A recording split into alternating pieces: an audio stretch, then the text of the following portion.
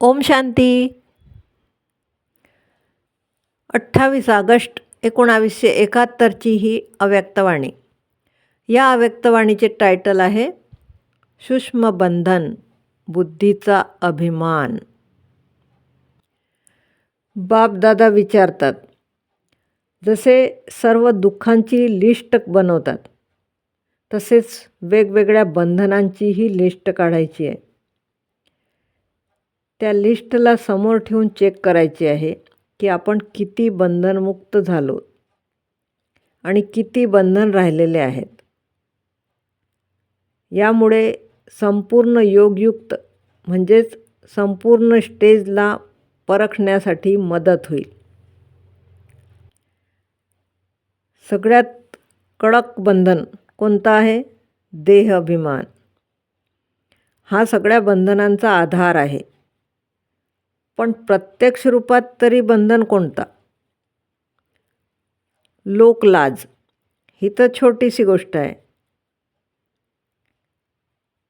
सगळ्यात मोठा बंधन आहे श्रीमत बरोबर आपल्या ज्ञानबुद्धीला मिक्स करणे, म्हणजेच स्वतःला खूप हुशार समजणे. श्रीमतला आपल्या बुद्धीची कमाल समजून कामात लावणे. याला म्हणायचे ज्ञानाचा अभिमान, म्हणजेच बुद्धीचा अभिमान. हा सगळ्यात सूक्ष्म आणि मोठं बंधन आहे.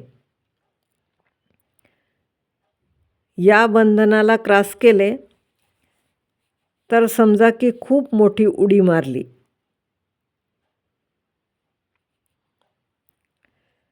एखाद्या गोष्टीत जर कोणी गोड शब्दात कमजोरीचा इशारा देत असेल, त्यावेळेस कोणते संस्कार, स्वभाव वा सर्व्हिससाठी कोणी काही वाईट म्हणत असेल, दोन्ही गोष्टी समोर असताना विचार करा की वृत्तीमध्ये वा दृष्टीमध्ये वा सूरतमध्ये काही फरक येतो का? थोडाही फरक यायला नाही पाहिजे. थोडासाही हिम्मत उल्हास कमी नाही झाला पाहिजे. याला म्हणतात बुद्धीच्या अभिमानावर, ज्ञानाच्या अभिमानावर विजय मिळवणे. मुखाने बोलले नाही ठीक आहे, पण व्यर्थ संकल्पही चालायला नाही पाहिजे. गायन आहे, निंदास्तुती, हारजीत, महिमा वा ग्लानीमध्ये समान. म्हणजे बुद्धीमध्ये समजले की ही हार आहे, हे जीत आहे, ही महिमा आहे, ही ग्लानी आहे.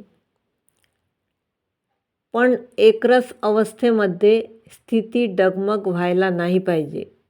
याला म्हणतात समानता. ज्ञान असतानाही डगमग न होणे, ही आहे विजय. या बंधनाला क्रॉस केले म्हणजे संपूर्ण फरिश्ता बनले. यासाठी मुख्य प्रयत्न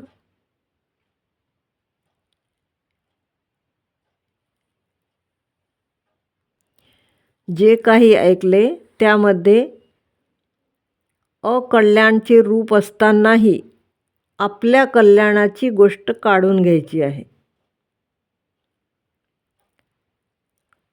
जरी अकल्याणाचे रूप हार आणि ग्लानी असेल तरीही स्थितीला डगमग करण्यामध्ये कारण ह्या तीनही गोष्टी आहेत.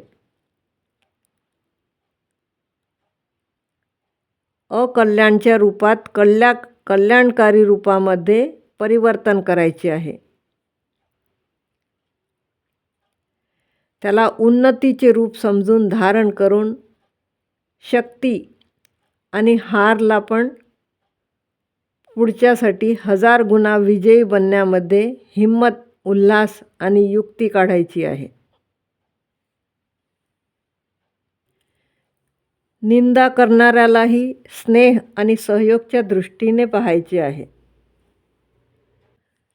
ज्यांच्याशी संस्कार मिळतात त्यांना सोबती बनवायचे आणि ज्यांच्याशी मिळत नाही त्यांच्यापासून दूर जायचे.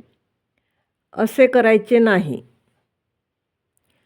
त्यांनाही आपल्या शुभचिंतक स्थितीच्या आधाराने परिवर्तन करून जवळ आणायचे आहे.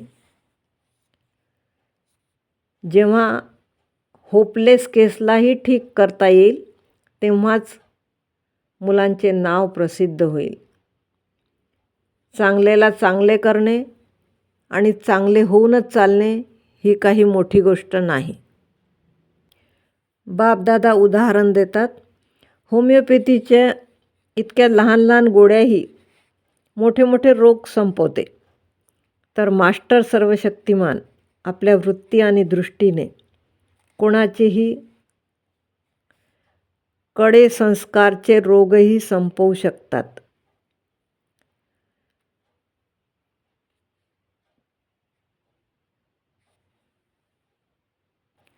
नेहमी लक्षात ठेवायचे आहे, मला परिवर्तन व्हायचे आहे आणि परिवर्तन करायचे आहे.